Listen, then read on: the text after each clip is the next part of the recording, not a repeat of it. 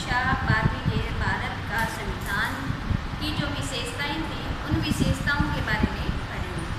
कल मैंने आपको 5 प्रकार की विशेषताओं के बारे में बताया था कि सबसे पहले भारत के संविधान की जो प्रस्तावना है, प्रस्तावना के बाद में मैंने आपको संप्रभुता संपन्न समाजवाद के बारे में बताया। उसके बाद के अंदर मैंने विश्व का लिखित संविधान, विश्व में सबसे मौखिक संविधान और इसके बाद में मौखिक और लिखित संविधान के बारे में भी बताया था। फिर मैंने भारत के जो मौलिक अधिकार थे, जो भारत के संविधान में 6 मौलिक अधिकारों के बारे में दिया गया था, उसके बारे में वर्णन किया था।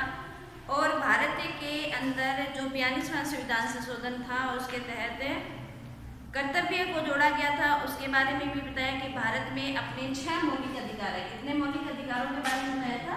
6। जो मौलिक अधिकार है वो है हमारे पास में 6। और इसके बाद में जो कर्तव्य बताए गए थे, कर्तव्य है वो अपने किसमें है? कर्तव्य अनुच्छेद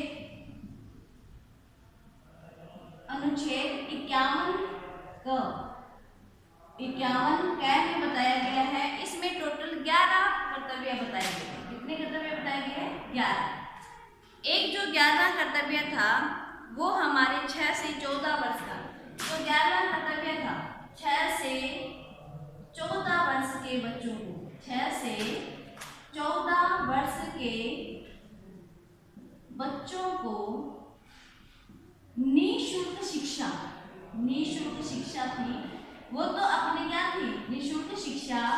ये शिक्षा हमारे कर्तव्य के अंदर थी, लेकिन कर्तव्य में सिर्फ क्या शब्द दिया गया?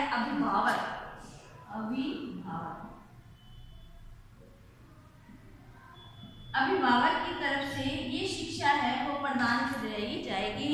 और जो अधिकार है इसमें गवर्नमेंट की तरफ से शिक्षा दी जाएगी। कल हमने यहाँ तक पढ़ लिया था। आज हम जो थोड़ा सा नया टॉपिक पढ़ेंगे, उस नए टॉपिक में थोड़ा सा देखेंगे कि भारत के अंदर जो अन्य कर्तव्य है, विशेषताएं हैं, उन विशेषताओं के बारे में भी पढ़ेंगे।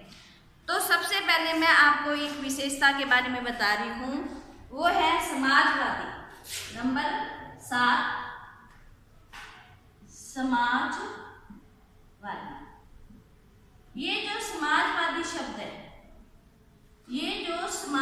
शब्द है, भारत के अंदर लोकतंत्रात्मक गणराज्य बनाने के लिए समाजवादी शब्द को भी जोड़ा गया था।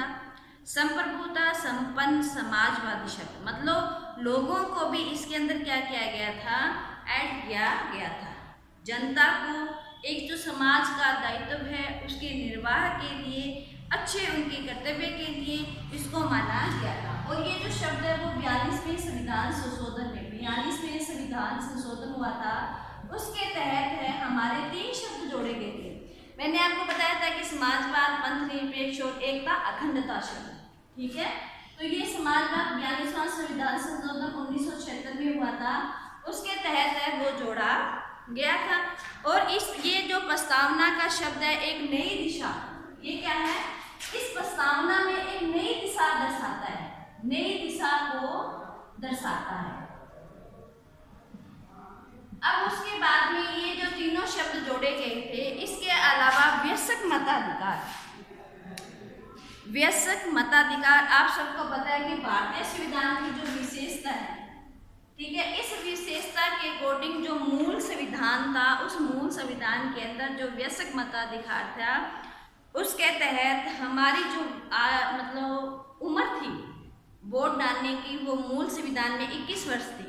लेकिन 61वां संविधान संशोधन हुआ, तो 61वें संविधान संशोधन के तहत वयस्क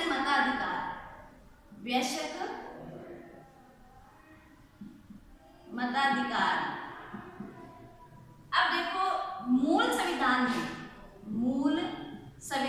में वयस्क मताधिकार की उम्र थी 21 वर्ष, लेकिन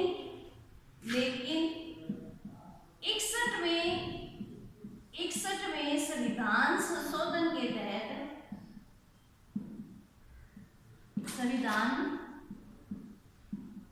संशोधन के तहत, ठीक है, इसकी उम्र है वो 18 वर्ष कर दी गई। 61वें संविधान संशोधन के तहत उम्र कितनी कर दी गई? उम्र है वो 18 वर्ष कर दी गई, 18 वर्ष, ठीक है। अब हमने दो प्रकार की विशेषताएं पढ़ी। समाजवादी, जो 42वें संविधान संशोधन 1976 में जोड़ा गया, जो एक प्रस्तावना में एक नई दिशा दर्शा रहा था। वयस्क मताधिकार मूल संविधान के अंदर 21 वर्ष थी, लेकिन 61वें संविधान संशोधन के तहत वो उम्र कितनी कर दी गई थी? 18 वर्ष कर दी गई थी। अब है तीसरा है पंथ निरपेक्ष। नौवां क्या है? पंथ निरपेक्ष। पंथ निरपेक्ष क्या होता है? जिस प्रकार में मैंने आपको बताया था कि धर्म निरपेक्ष होता है, उसी प्रकार पंथ निरपेक्ष शब्द भी जोड़ा गया था। धर्म निरपेक्ष वो धर्म को लेकर है, लेकिन पंथ है वो एक पूरा समाज को लेकर है, एक पूरे कल्चर को लेकर हमारे साथ में जोड़ा जाता है। पंथ निरपेक्ष शब्द है वो हमारे अनुच्छेद है वो किसमें जोड़ा गया था? पंथ निरपेक्ष शब्द है अनुच्छेद 25 में जोड़ा गया था, अनुच्छेद 25 में जोड़ा गया था। अब ये अनुच्छेद है वो शॉर्टकट लिख रही हूँ मैं एक बार।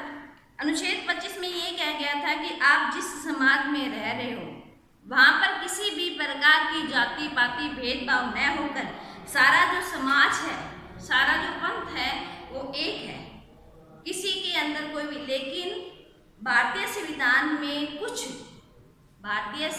में कुछ अल्पसंख्यक लोगों के लिए सुविधाएं प्रदान की गई हैं। तो ये जो पंथ निरपेक्ष शब्द है वो भारतीय संविधान के अनुच्छेद किसमें जोड़ा गया है? 25 में।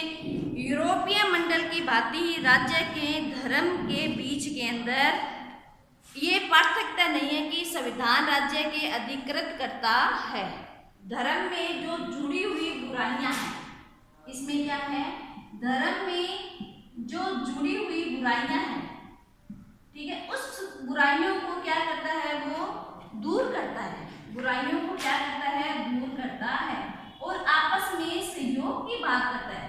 बुराइयों को दूर करता है और आपस में क्या करता है? सहयोग की बात करता है कि हम सब मिलकर एक साथ एक जगह पर रहेंगे।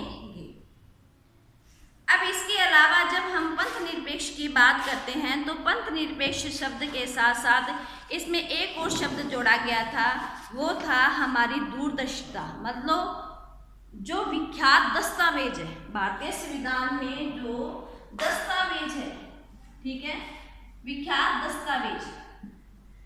अब इसमें ये बात है, जिस प्रकार हमारे संविधान में लिखित संविधान को ज़्यादा महत्व दिया गया था, उसी प्रकार भारतीय दूरदर्शिता, मतलब जो विचारक थे उनकी दूरदर्शिता इतनी पावरफुल थी कि उन्होंने प्रत्येक अन्य देशों के, विश्व के अन्य मेन देशों से संविधान के कुछ तथ्यों को लिया। जैसे कि नीति निर्देशित तत्व है वो आयरलैंड से लिया, मौलिक अधिकार है वो अमेरिका से लिया। इस प्रकार कनाडा, स्विट्जरलैंड, रूस, यहाँ से भी थोड़ा थोड़ा टॉपिक हमने उठाया। भारत के राष्ट्रपति के निर्वाचन में, अन्य सुविधाओं में, मौलिक अधिकार में, मूल कर्तव्यों में, इनके बारे में भी हमने बहुत कुछ भारतीय संविधान के अलावा अन्य संविधानों से भी प्राप्त किया। अब इसके अलावा हमारे यहाँ भारतीय संविधान में एकात्मकता और संघात्मकता का सहमिश्रण, यदि 11वां पॉइंट देखते हैं विशेषता का, तो एकात्मकता व संघात्मकता, एकात्मकता व संघात्मकता का सहमिश्रण है। अब देखो ये कैसे है, ये थोड़ा सा लंबा टॉपिक है, मैं आपको बता देती हूँ कि भारत का जो संविधान है उस संविधान में कुछ ऐसे तथ्य लिए गए हैं जो एकात्मक संविधान की श्रेणी में आते हैं। जैसे कि भारत का संविधान एक है, कानून एक है सब जगह। यदि भारत के आप किसी भी कोने में जाओगे तो सब जगह क्या है? कानून एक है, एक नागरिकता है। इसके अलावा भारत में एक ही सर्वोच्च न्यायालय की व्यवस्था है। अब अपने यहाँ भारत के अंदर जिस प्रकार केंद्र और राज्य दो शक्ति होती है। देखो संघात्मकता में तो शक्तियों का क्या होता है, विभाजन होता है। शक्तियों का क्या कर दिया, विभाजन कर दिया। अब इसमें शक्तियों का विभाजन किया है तो आप सबको पता है कि विभाजन किसमें किया है, एक तो राज्य के अंदर, दूसरा केंद्र के अंदर। लेकिन एकात्मकता में शक्ति किसके पास रहती है, केंद्र के पास। शक्ति किसके पास रहती है, केंद्र के पास। तो बहुत सारे ऐसे तथ्य हैं, जैसे आपातकालीन स्थिति के अंदर राष्ट्रपति के निर्वाचन के अंदर आ गया, दोनों की शक्तियों का महत्व दे गया।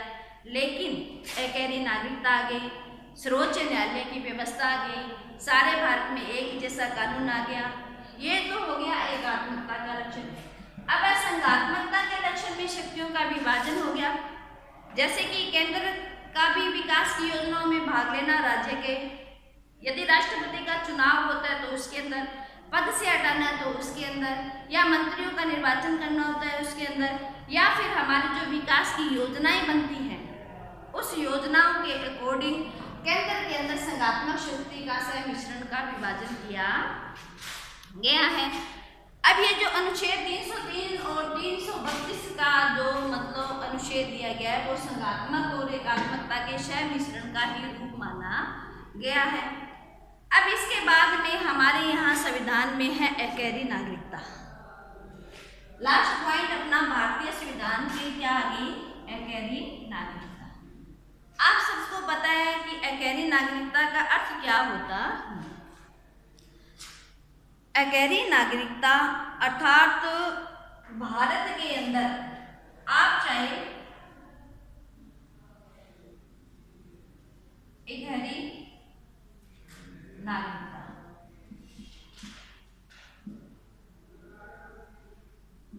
आप भारत के किसी कोने में जाओ या कोई भी अपने गवर्नमेंट का फॉर्म फिलअप करते हैं तो आपको आपकी नागरिकता पूछी जाती है, तब अपने कहते हैं भारतीय।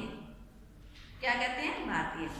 अपने यहाँ पूरे भारत के अंदर, पूरे भारत में कितना है, भारत में एक ही नागरिकता है, एक ही नागरिकता है। लेकिन अपने यहाँ पर भारत में किसी राज्य को महत्व नहीं दिया गया है। मतलब राज्य के अंदर ये कहे कि मैं राजस्थानी हूँ, नहीं। यदि मेरे से पूछा जाए या आपसे पूछा जाए तो आप क्या कहोगे कि मैं भारतीय हूँ। लेकिन यदि अमेरिका के अंदर देखते हैं, अमेरिका में दोहरी नागरिकता है। क्या है, दोहरी नागरिकता। ये दोहरी नागरिकता होती क्या चीज है, जिस प्रकार वो जिस देश के रहने वाला है, नंबर एक उस देश का रहने वाला व्यक्ति, एक तो देश की नागरिकता और दूसरी जिस राज्य के अंदर वो रह रहा है उस राज्य की नागरिकता। समझ आ गई, ये तो होती है दोहरी नागरिकता, जिस देश में रह रहा है उसकी नागरिकता प्लस जिस राज्य के अंदर, जिस देश के राज्य में रह रहा है उसकी नागरिकता, उसे कहते हैं दोहरी नागरिकता। लेकिन अपने भारत में आप चाहे किसी राज्य में रह रहे हो लेकिन आपकी नागरिकता क्या कहलाएगी, एकहरी नागरिकता।